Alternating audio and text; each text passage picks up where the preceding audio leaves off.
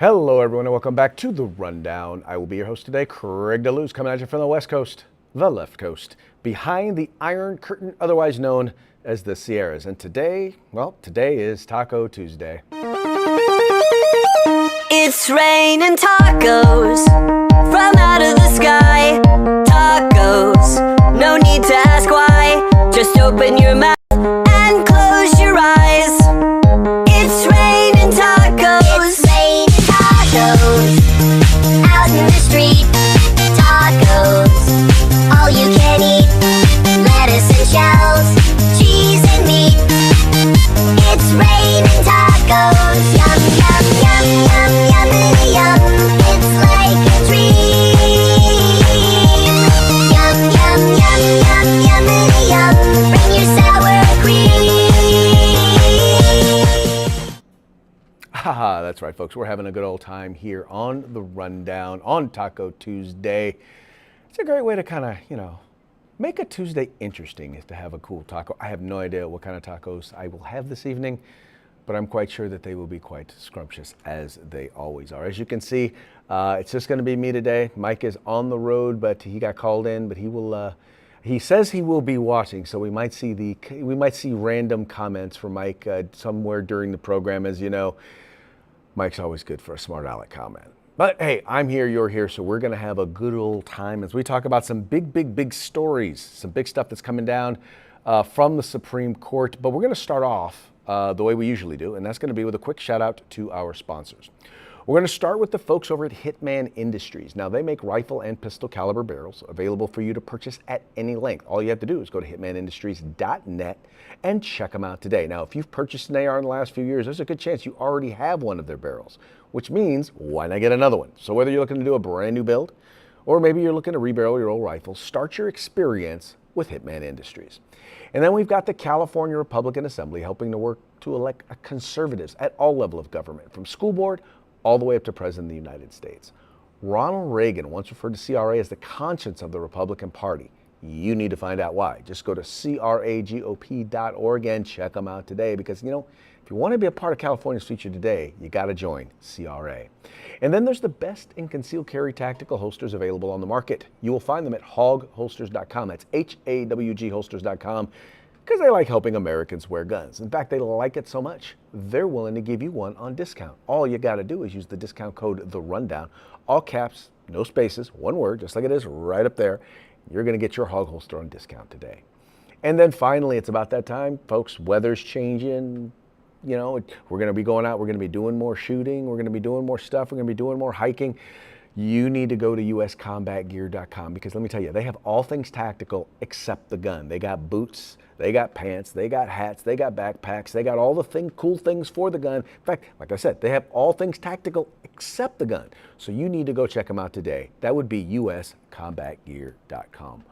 Also want to encourage you, if you have not already done so, you need to go to 2anews.us. That's 2anews.us, and you need to subscribe to the 2A newsletter. This is the place to get all of your Second Amendment news, whether it's blogs, whether it's news from Second Amendment industry, or whether it's, whatever the mainstream media is talking about. You will find it. It will be sent directly to your email box Monday through Friday every day. You don't got to look for nothing. It'll all be right there. So go there right now, 2anews.us. Good times, good times, good times. Also want to remind y'all, if you're watching this program during the 3 o'clock hour on the West Coast or during the 6 o'clock hour on the East Coast, you are watching us live. And if you're watching us live, that means we're taking your comments. Would love to hear what you have to say. Would love to hear what you think about the program. Would love to hear what you think about, the host. Make it good. Make sure it's good stuff. But would love to hear what you think about the various different topics that we're talking about. If we find it to be interesting, I'll share your comments with the audience. In fact, I don't care whether you agree with me or not, because if you disagree with me, well, then that gives me the opportunity to mock you. Oh, wow, is that a mockingbird? Man, is that a mockingbird? Is that a mockingbird?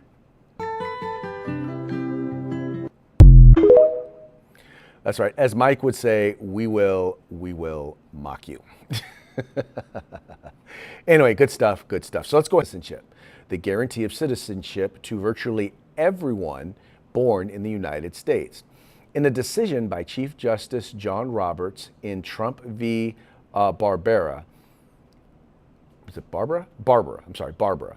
Was it Barbara or Barbera? I guess you pronounce it either way. Anyway, the justices agreed with the challengers, as well as all of the lower courts around the country that have considered the issue, that Trump's order cannot be reconciled with the 14th Amendment to the Constitution, which confers citizenship born on anyone born in the United States and subject to the jurisdiction thereof. Writing for the majority, Roberts emphasized that the children born of parents unlawfully or temporarily present in the United States satisfy both elements of the Citizenship Clause. Under the Constitution, he concluded they are citizens at birth. In dissenting opinion, Justice Samuel Alito called the ruling both one of the most important decisions in the history of the court and a serious mistake. Quote, careful analysis of the text of the 14th Amendment and the process that led to its adoption, Alito argued, shows that it does not degrade the concept of United States citizenship in this way. Instead, he continued, the 14th Amendment confers citizenship only on those children who at birth owe allegiance solely to this country. Now, in understanding this, it's really important to understand the context. And this is where I think the justices in the majority were sorely, sorely wrong. And now, just mind you, I'm not an attorney. I did not sleep at a Holiday Inn Express last night. I know you guys love when I get that joke, but I just want to confirm, I'm not an attorney. But I do know that I've read a number of analyses, including that of both Justice Alito, as well as that, by the way, of Clarence Thomas. Now, if you want to know how Clarence Thomas feels about this, let's just be real. He wrote a 90-page dissent, 90 pages. Now, this is a guy who normally, all of his dissents, right? And they were wholly under the jurisdiction of the United States. And as was noted, and in fact, let me get over to Clarence Thomas's dissent. Let me see if I can find that for you. Because I think when you hear his dissent and you hear some of the things that are in his dissent, I think then you better understand what the judges who were in the minority were trying to say. And this is from over at Breitbart, but these are his words. It says here, Thomas wrote, the court says that citizenship clause incorporated in the English feudal principle that subjects owed lifetime servitude to the king who owned the soil on which they were born. But Americans unsurprisingly reject this feudal principle. Today's opinion devalues citizenship. I respectfully dissent. Now here's a little bit more I want you to hear. It says here, the court today takes the extraordinary step of holding facially unconstitutional president's order excluding from citizenship the children of foreign territory visitors and illegal aliens. In doing so, the court adds to the sad history of the 14th Amendment, which was designed and understood to secure equal rights for the freed blacks, but has instead been repurposed for political projects that Reconstruction Congress did not support. He goes on. Now this is a part that was actually co-signed by Neil Gorsuch. The Citizenship Clause was consistently interpreted not to apply to the children of foreign temporary visitors who were by definition not domiciled in the United States. Regardless of administration or party, the federal government for decades after the ratification regularly denied claims to citizenship by children who were born in the United States but not domiciled here. When a child was born in the United States to parents domiciled abroad, he was quote, not therefore under the statute of the Constitution a citizen of the United States by birth. And scholars agreed. So what he's basically trying to say here is that both through things like paying for housing, things like a lot of the things that they offer to people who are coming to the country, in particular coming to the country illegally, Now we're at a point where the cost of all of that is now borne by the citizens. Historically, if you came here to the United States, it was sink or swim. If you came here and you didn't find work or you didn't get work or anything like that, it was up to you to feed yourself. It was up to you to feed your family. Well, now, that ain't necessarily the case. Now we have situations where many, many people are coming over here and they're winding up a part of the social welfare system and partaking of the social welfare system, even though they're not supposed to. Even though you'll have people on the left will tell you that, well, no, they're not doing that. I would challenge you. Go to some of these, or watch on TV, some of these Chicago City Council meetings or New York City Council meetings where residents who've been told, yeah, we don't have any tax dollars for you to have programs to help you, but then turn around and they have tax dollars to benefit people who have come to the country illegally, right? They have housing dollars, they have welfare dollars. You look at the cost on our educational system as students, children who overwhelmingly don't speak English are now part of our educational system. They're now taking up spaces in classroom and they're getting bilingual teaching because, well, you got to provide that. It's draining on the resource, and that's one of the reasons why. It's kind of like saying, well, you know what? It's one thing to say, hey, I'll let you on my property, right? You can come be on my property to whatever. You can be my neighbor as long as you don't cost anything.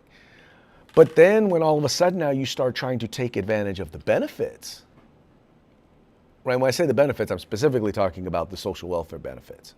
Because everyone has always been able to take advantage of the opportunities that are here, whether it's to work or whether it's to start a business or things along those lines. Anyway, the point that I'm trying to make here with the whole thing is this is a pretty big deal. And what it's going to do, and I to a certain degree, I understand why, in particular, some of the justices decided they didn't want to undo this, because I want you to think about this. What happens if all of a sudden it's ruled, yeah, simply being born here is not enough? Well, what if I'm 57 years old? What if both of my parents weren't citizens? Does that then mean I am now not a citizen of the United States? And I've been here my entire life. Or what about someone who's older than me? I mean, there are so many things. What really made this all kind of, quite frankly, unhinged was over 2 million people a year coming across our southern border, 2.5 million people a year coming over across our border under the Biden administration, where we literally had no check on immigration whatsoever. And many of them are here in the United States. And by the time they either get through the process or by the time we address all of them, many of them will be married, many of them will have children, and then their children will then be citizens. And then we argue, well, if the children are citizens, we can't kick their parents out. So then because the children are here and get citizens and get to stay, then people argue, well, then the parents should get to stay. That's where the phrase anchor babies comes from. It's an impolite term. I get it. I know to some people it's offensive, but you can't say it doesn't describe exactly what happens in a lot of these situations. You can't deny that is a reality of the situation. Anyway, this is a big one. Going to be real interesting to see how this plays out in terms of public policy, because one of the things that the president is doing right now is he's saying, Congress, look, y'all got to fix this. And I think this is a real opportunity, by the way. I think it's a real opportunity for Congress, for Republicans and Democrats to come together and talk about real immigration reform. Say, okay, tell you what, for everyone who was born here and is here, you're a citizen.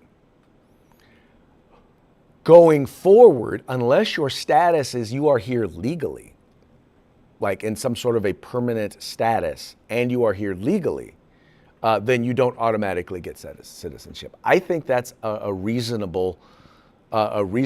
that can reasonably be done. And oh, by the way, it's also an opportunity to get some real reforms done. We finally got the border security that we wanted, right? We finally got that. So we've got the border security. Now we could perhaps do the quote unquote comprehensive immigration reform. I don't know that the members of Congress are in a position where they are grown up enough to do that. But it's an opportunity. You got a president who wrote the book, The Art of the Deal. If Democrats can get past the we hate Donald Trump stage, and Republicans can start to realize, look, we can get a lot of the things that we've said we wanted in terms of border security, in terms of immigration. We could get some. Title IX is based on sex. It's not based on gender or gender identity, right? So it's not based on gender, not based on perceived gender identity. In other words, you're born XX or XY.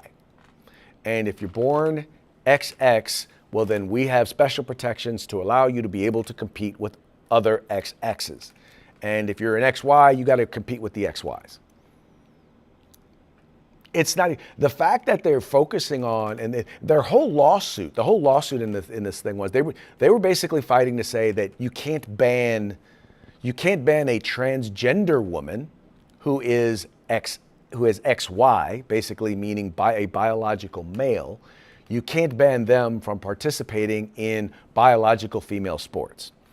And the law is specifically written based on the biology, because of the inherent, on average, in general, advantages that males have over biological males have over biological females. It was really kind of simple. And really the conversation about gender and gender identity had nothing to do with it, unless, of course, you happen to be on the left.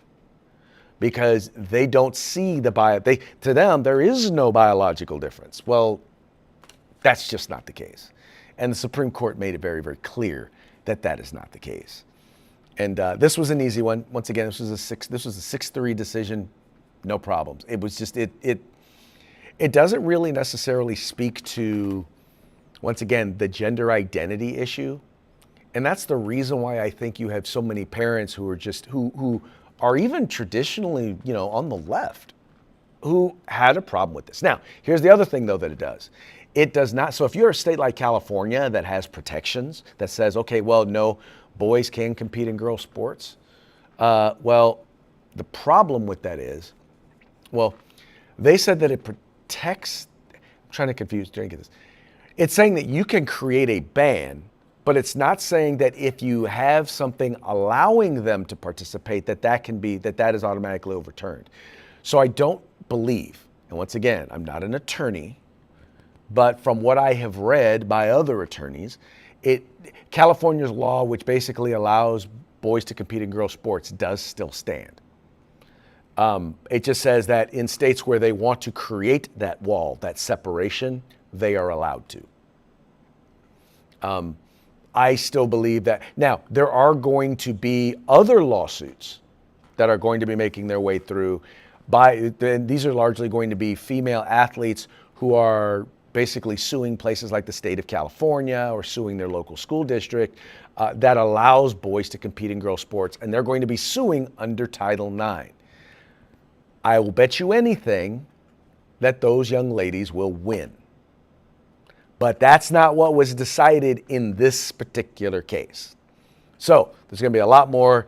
There's going to be a lot more to talk about when it comes to that one.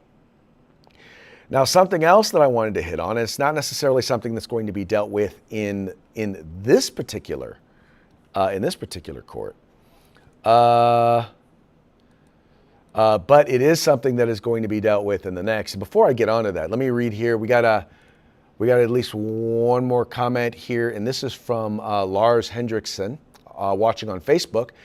The art of war: pack a country with immigrants until the immigrants are the majority.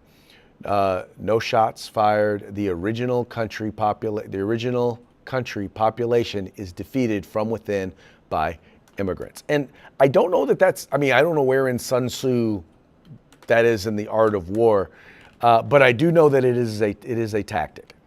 I do know that if we don't make citizenship special, like semi-automatic rifles, one involves an ordinance in Cook County, Illinois, and the other centers on Connecticut's law. The justices will hear arguments in the cases in the next term, which begins in October. The cases are the first in which the High Court will weigh the legality of laws restricting access to certain types of firearms. In a landmark 2022 decision, the Supreme Court recognized for the first time that the Second Amendment guarantees the right to carry a gun in public for self-defense. But the justices had, until now, declined to take up challenges involving bans on AR-15s and similar semi-automatic rifles in Illinois and Maryland, leaving the laws in place. Which, by the way, I don't know why I didn't mention California, but we have similar laws here in California. Now, the interesting thing about all this is going to be understand that this is the most commonly owned rifle in the entire country. This is the style of rifle. You're going to come to find out that, and going to come to hear that many of the features, many of the things that are involved in these quote unquote bans are more features, right? They are things that make the gun work better. So it's like saying, we're going to get rid of things that make a car better, right? Because it makes a car more dangerous.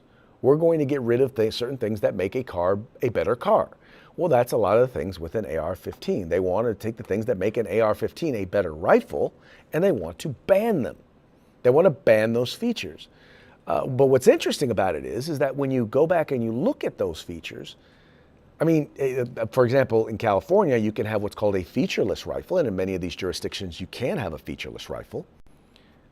All right, yeah, you can have a featureless rifle. Let me go ahead and switch cameras here. There we go. But you can have a featureless rifle. But I'm like, does it really address the core lethality of the firearm? No, it does not. And that's the thing. Anyway, what they're going to find is these firearms are both safe and they are in common use. The left wants you to believe that they're firearms that are used in mass shootings. They actually aren't. Handguns are the most commonly used firearms in mass shootings. After that, it's shotguns. So it's not ARs. They're not used. They're not involved in most gun deaths because, well, most gun deaths, the overwhelming 2/3 of them are actually suicides. Well, people aren't using AR-15s to commit suicide. So I think they're going to have a could come back to bite him at the Supreme Court. Tenants groups and left-wing activists are cheering New York City's newly announced multi-year rent freeze, but they could be in for a judicial smackdown. Don't expect Mayor Zohran Mamdani's rent freeze to survive constitutional challenge.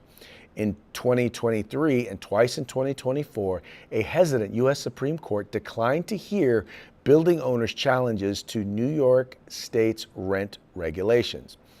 Lower courts acknowledged the regulations dismissed the value of rental properties, diminished the value of rental properties, but said the state was balancing the right of owners and the need to protect tenants.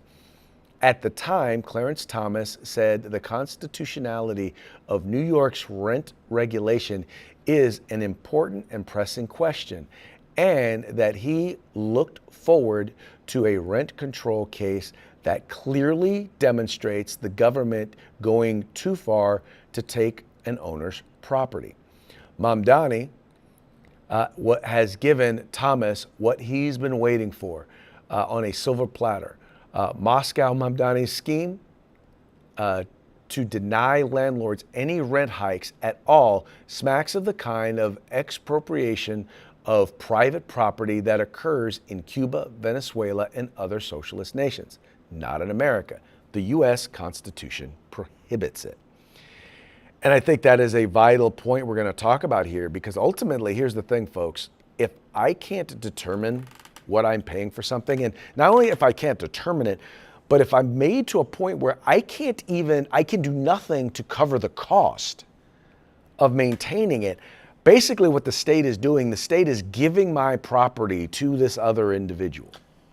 They're telling them that even though it may cost you more money to own the property than you're going to be able to get in rent, meaning you're going to now lose money on the property, that we're still going to control your ability to raise your rents to even be able to cover your costs. Well, I have a feeling the Supreme Court is definitely going to come down on the wrong side of this one. And a big part of that, by the way, is going to have to do with, once again, the makeup of this court. And he is pretty much, like I said, giving them exactly what they want by overreaching. And that's one of the problems with a lot of this stuff is When you look at what, in particular, the far left or the democratic socialist left, right? When you look at what they are doing, they are clearly overstepping their bounds. And they don't care that they're overstepping their bounds. In fact, what they want is I honestly believe they want the Supreme Court to come back and rule against them. I believe they want anarchy in the streets because in the end, they just want to tear the whole system down. They want a revolution. They want to take away from those who have. And they believe that, all right, all of our parting shots today are going to be brought to you from the Babylon Bee, fake news that you can trust. Let's see, we only got a few of them here today. So I'm trying to set these up so I can pull them up. Okay, you might have been hearing about the, although right now it is pretty hot because they are dealing with a heat wave, but you know, we have those here in Northern California all the time. Anyway, moving right along, for trans athlete ruling, Supreme Court invites Judge Matt Walsh to author opinion explaining what a woman is. Now, if you haven't seen his documentary, What is a Woman, I encourage you, take a moment. Take some time, go watch it. It's hilarious. And then finally, Supreme Court rules any baby born in an Olive Garden is an Italian citizen. Yeah, that's kind of what they did. Anyway. All right, folks, that now brings us to the end of our program. But before we go, we're going to do one more quick shout out to our sponsors. We're going to start with folks over at Hitman Industries. They make rifle and pistol caliber barrels available for you to purchase at any link at hitmanindustries.net. We got the California Republican Assembly, the conscience of the Republican Party. Check them out today at cragop.org. The best in concealed carry tactical holsters can be found at Hog Holsters. That's hogholsters.com, H-A-W-G holsters.com, helping Americans wear guns. And finally, the place where you can find all things tactical except the gun, and that would be at uscombatgear.com. And with that, we're going to go ahead and call it a day. We very much appreciate you tuning in. We appreciate you liking